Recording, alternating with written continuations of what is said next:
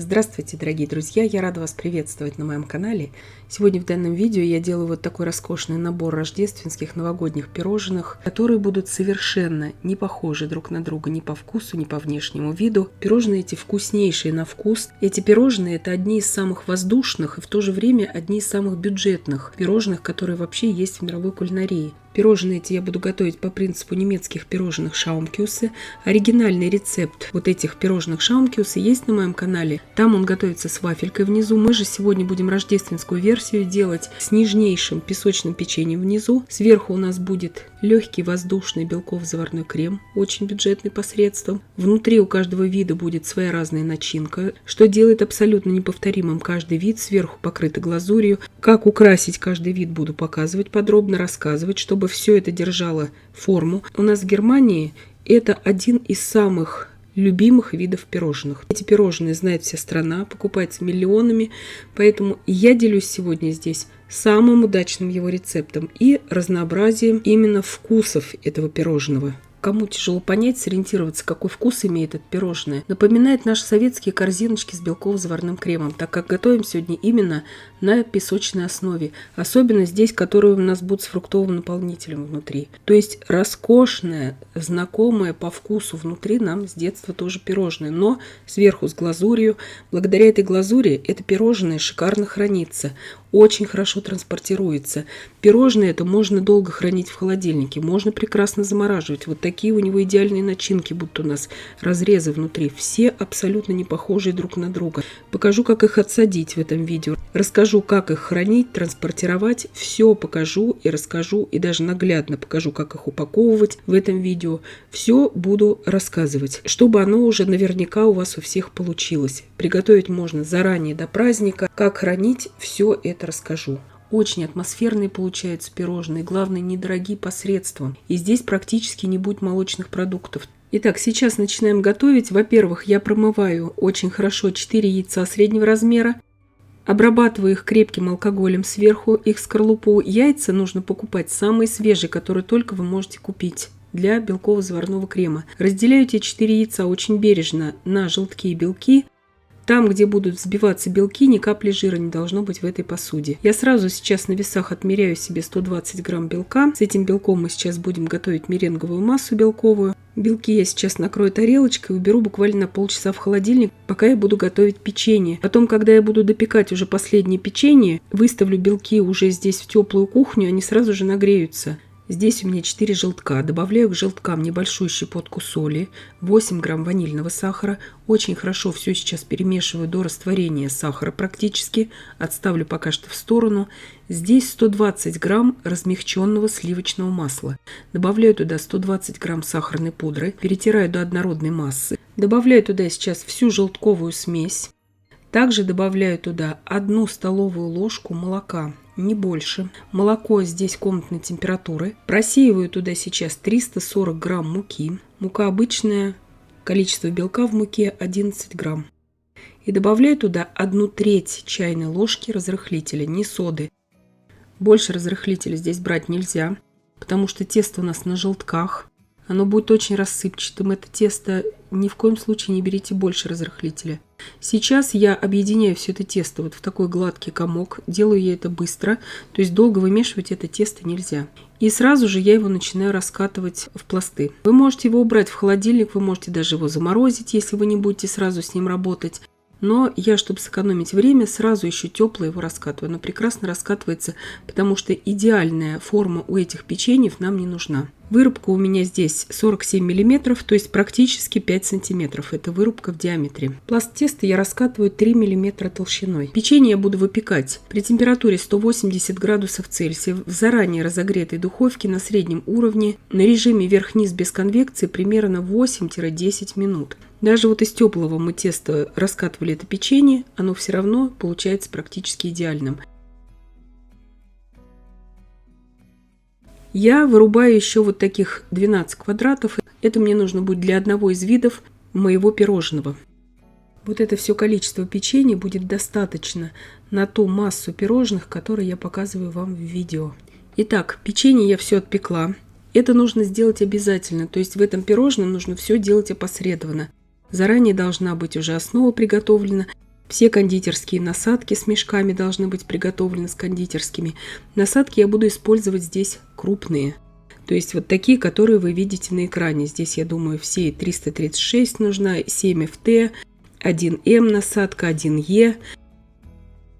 Вот такой переходник для больших насадок тюльпан я буду использовать в качестве тоже как бы насадки, сам переходник, 2,5 см на выходе. Допустим, для снеговиков мне понадобится вот такая насадка круг 1,5 см на выходе.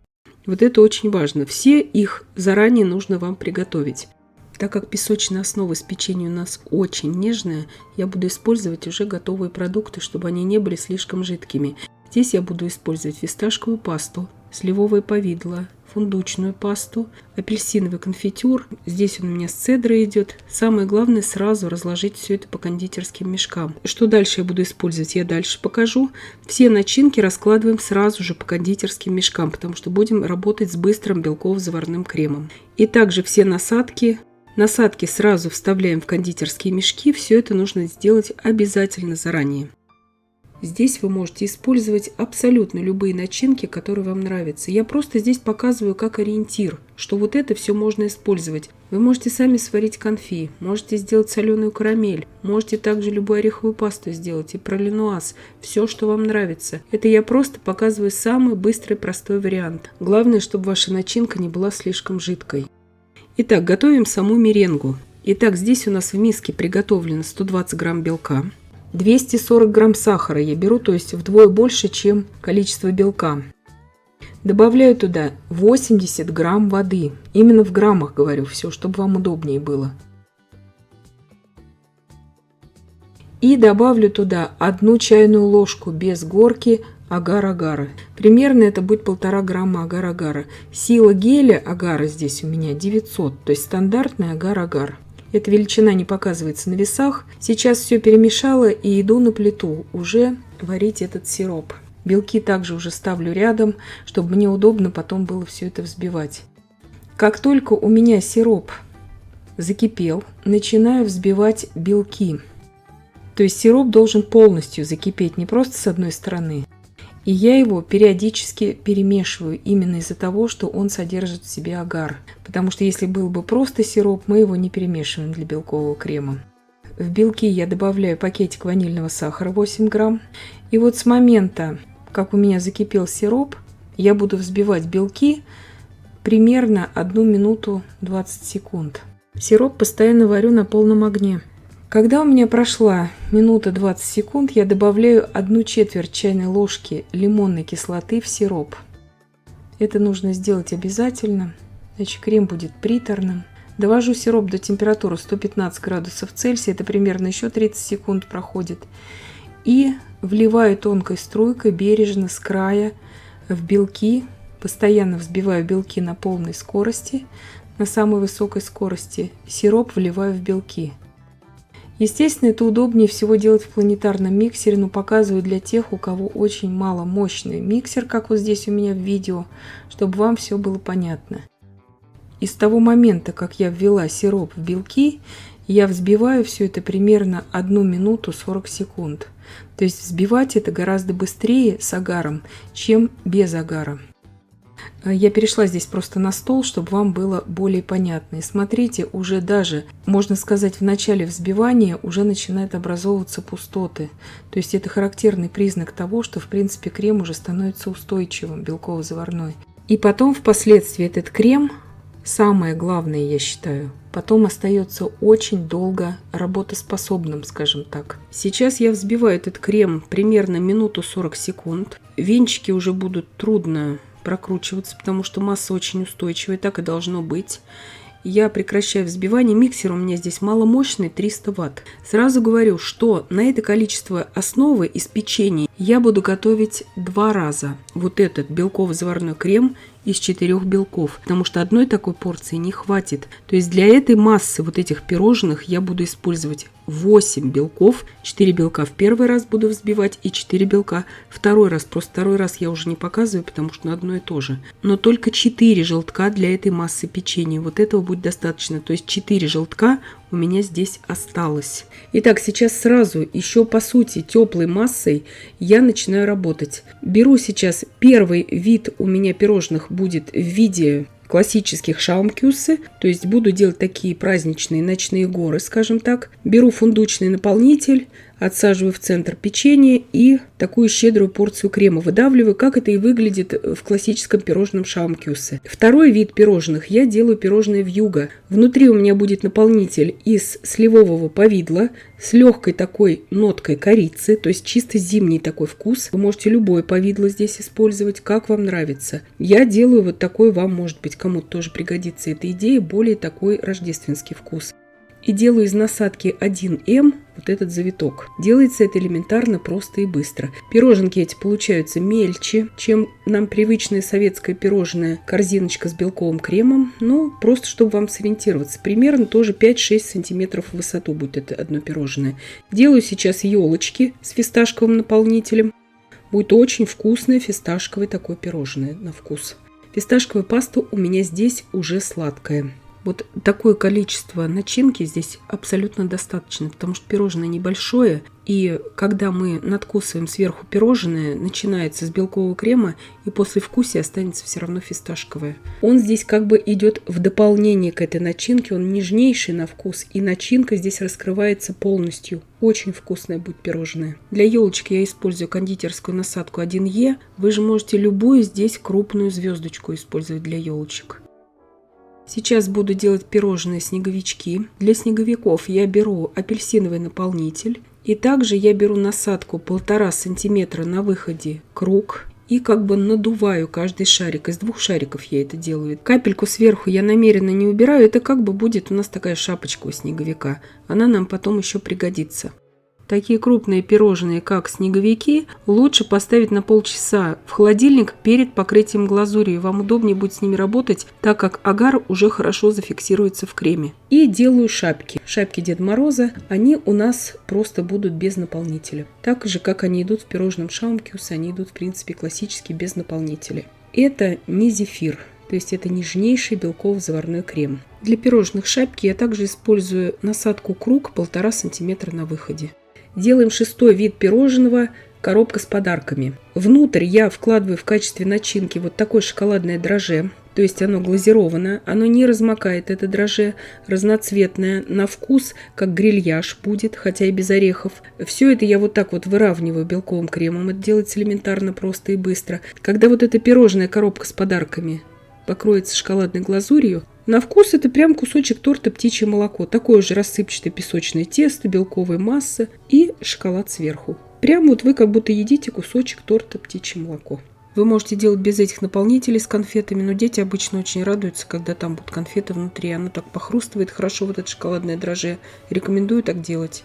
Итак, 7-й вид будем делать с марципаном. Примерно по 10 грамм. Готовой марципановой массы я кладу на печеньку. Марципановая масса у меня здесь покупная, 54% миндаля. Как приготовить марципановую массу, есть подробнейшее видео на моем канале. Я вам ссылочку, конечно же, оставлю в описании к данному видео. Готовится она за 5 минут в домашних условиях. Главное, чтобы был миндаль дома. И все вы это сможете приготовить. Из насадки 336 я делаю здесь украшение вот этих вот марципановых пирожных.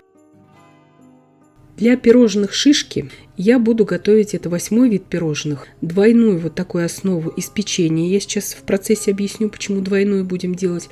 И со вкусом кокосового пирожного будут они у нас, эти шишки. Все у меня заготовки готовы, все 8 штук. Начинаю их уже украшать глазурью. Первое делаем марципановое пирожное. Сбоку посыпаю его миндальными лепестками, так как марципан это у нас миндальный продукт. И миндаль использую в украшении. Здесь я работаю обычной шоколадной кондитерской глазурью. Вместо глазури можно использовать и шоколад. Я дальше скажу подробнее об этом. И теперь сделаем 8-й вид пирожных, это шишки. Для этих пирожных шишки я использую намеренно кондитерскую насадку «Роза» номер 125. Насадка эта у меня крупная, то есть я ее не делала более узкой плоскогубцами. Делала я это специально, потому что маленькая насадка здесь не подойдет. Огромное количество мастер-классов на моем канале есть по приготовлению разных рождественских тортов, и шишки мы там делаем, и из очень маленьких кондитерских насадок, и вплоть до хризантемы, но здесь этот вариант не сработает, потому что все это мы еще будем поливать шоколадной глазурью. Для чего я здесь делала двойное вот это дно? Потому что держать на одном печенье оно очень хрупкое, неудобно. Здесь нет кондитерского гвоздика, поэтому делаем двойное основание, чтобы эта шишка у нас была нормальной. Ее, конечно, можно делать на гвоздике, переносить на пирожные. Это все неудобно очень. Я мастер с огромным опытом по белковому крему, поэтому я вам показываю, как проще всего это сделать. Движения здесь очень такие угловатые получаются перед камерой, потому что не кондитерский гвоздик используем, а постоянно эту печеньку нужно вертеть вот так в руках. И поэтому такие движения странные. Благодаря тому, что у этой насадки широкое основание, мы делаем как бы здесь сосновую шишку, не еловую. Нам нужно, чтобы эти чешуйки, они были как бы немножко пообъемнее, чтобы когда мы их будем покрывать шоколадом или шоколадной глазурью, они у нас не стали просто таким одним бесформенным каким-то шоколадным шаром. Поэтому мы и не используем здесь маленькие кондитерские насадки, чтобы и после покрытия шоколадной глазурью вот эти чешуйки у нас все были видны. Сразу же ничего не ждем, посыпаем обильно кокосовой стружкой низ этой шишки. И когда она уже слегка у нас подсохла, вот эта шоколадная глазурь на ней, слегка посыпаем так вот фрагментами кокосовой стружкой, чтобы это был атмосферный вид такой слегка заснеженной шишки. Сразу говорю, глазурь здесь очень теплая. Когда мы ее растапливаем, покрываем с белковым кремом, ничего от этого не случится. За это переживать не нужно. Теперь светлой кондитерской глазурью шоколадной покрываем снеговиков. Также донышко можно их обвалять слегка в кокосовой стружке, чтобы это видно было, что такой снежок легкий. Не любите, если вкус кокосовой стружки, можете обваливать в нетающей пудре, чтобы слегка был атмосферный вид снега. Можете вообще ни в чем не обваливать. Пирожные вьюга я также покрываю белой шоколадной глазурью. Вы можете все это покрывать шоколадом, но шоколад гораздо тяжелее, чем глазурь, пирожные очень нежные. Кому-то покажется, что шоколад дороже. Дело здесь даже не в цене, здесь дело именно в том, что для белкового крема шоколад это очень тяжелая масса сверху будет. Шоколад очень долго застывает, и при раскусывании глазурь легче гораздо. Обязательно, пока глазурь еще не застыла, тут работать нужно так достаточно быстро, посыпаем кондитерскими посыпками, которые нужны нам в теме данного пирожного. Так как здесь у нас вьюга, такие голубые посыпки, снежинки использую. Теперь я окрасила жирорастворимым красным красителем вот эту белую глазурь кондитерскую шоколадную и делаю вот эти шапочки у снеговиков. Уже на полностью высохших белых снеговиков я делаю шапочки. Смешала я здесь эту массу красную с остатками другой шоколадной белой глазури и делаю шапки Деда Мороза. Немножко посветлее они будут, но ничего страшного, иначе мне просто не хватит. Если вы обратили внимание, я все пирожные держу в руках и поливаю сверху их глазурью. Я не ставлю их ни на вилку, ни на нож, ни на спатулу. Они слишком объемные, это не конфеты. Когда будете поливать глазурью, они просто падают. Если держать их на вилке, они очень неустойчивые, они просто повредятся, потому что белковый крем очень нежный, и это даже не кейк-попс. Возьмите это на заметку тоже. То есть руками я их вынуждена здесь держать не из-за неумения работать с ними, а уже из необходимости. Иначе они повредятся. Также шарфики у снеговиков делают и красной глазурью. И когда уже высохли полностью шапки, делаю у них вот такие помпоны. Сразу же их посыпаю кокосовой стружкой. Низ покрываю также белой шоколадной глазурью. Сразу же посыпаю. Ничего здесь ждать нельзя, потому что глазурь сохнет моментально просто. Девочки, кто из Германии, это у меня обычная кухонглазур. Покупала я ее в Netto. Именно эту глазурь очень хорошая. Также в Эдеке продается, в Кауфланде, везде в больших магазинах, в сетевых, Реве, везде она продается, эта кондитерская глазурь. Также окрасила в зеленый цвет эту же шоколадную белую глазурь. Делаю из нее елки. Опять напоминаю, что сразу все посыпки сахарные, которые хотим нанести, нужно наносить сразу, иначе она застывает моментально, эта глазурь. Те же елочки вы можете покрывать просто белой шоколадной глазурью. Не обязательно их окрашивать в зеленый цвет. Вы можете просто зелеными кондитерскими посыпками их обсыпать, если у вас нет красителя. Елочки также ставлю на стабилизацию и делаю пирожная коробка с подарками. Просто покрываю темной теперь шоколадной кондитерской глазурью. Сверху выкладываю сахарные шоколадные шарики. И смотрится, как будто это у нас такая коробка с подарками. Абстрактная, скажем так. На вкус пирожное птичье молоко внутри. Кто будет готовить, я думаю, полностью будет со мной согласны. Пирожным я даю стабилизироваться на решетке. Лишнее, что нам не нужно, стекает, потому что если на силиконовый коврик их ставить, все равно будут такие лужицы под низом, а на решетке они прекрасно потом снимаются с решетки. Элементарно просто. Завершаю украшение снеговиков. Снеговики здесь, наверное, самый такой сложный вид пирожных, я имею в виду в украшении, потому что здесь все прорисовывать нужно, вот эти шапочки отдельно заливать. Если вы все другое будете делать, все эти виды делаются очень быстро. Вы можете разного вида печенье испечь и уже делать тоже разного вида, в принципе, пирожные, по принципу вот этого коробки с подарками пирожного. Делаем также теперь вот эти вот горы ночные. Посыпаем их посыпками. Это вот классический вид пирожных шаумкюсы. Как у нас вот в Германии они продаются, они на праздник продаются вот такие вот украшенные, тоже сахарной посыпкой. И вот такие 8 роскошных видов пирожного рождественского новогоднего у нас получились. Делается все это очень просто. Из самых простых доступных продуктов. Сразу отвечаю на вопрос в комментариях. Белков, заварной крем вы можете готовить без агар-агара. Тогда взбивать его нужно, естественно, дольше. И вам нужно будет пройти по ссылкам в описании, я вам оставлю их в описании к данному видео, как готовить обычный белковый заварной крем. Подробнейшие видео есть на моем канале. Там немножко другое время действует во взбивании, но все посмотрите и все у вас получится. Еще раз напоминаю, что вот такой большой объем пирожных, которые вы видите, я сделала из 8 белков. То есть я дважды варила белковый заварной крем на 4 белка, но при этом хватило одной порции печенья из 4 желтков. Разрезаю все эти виды пирожного, чтобы вы посмотрели. Вот так вот фундучное пирожное выглядит. Вкуснейшее просто. Марципановое просто незабываемое. Пирожные на самом деле очень хрупкие. Это я просто очень бережно их разрезаю, поэтому покажется, что я очень медленно их как бы распиливаю ножом. Вот это пирожные сосновые шишки получаются как нежнейшее баунти на вкус. Шоколадно-кокосовый вкус у них. Разрезаю очень медленно. Это не то, что оно плохо режется, а чтобы не повредить печеньку. Здесь, смотрите, двойное печенье я так идеально разрезала, поэтому разрезала очень медленно, чтобы вам все красиво показать. Если посильнее нажать на само пирожное, оно лопнет. То есть это не зефир. Оно имеет внутри консистенцию воздушного, нежнейшего белкового заварного крема.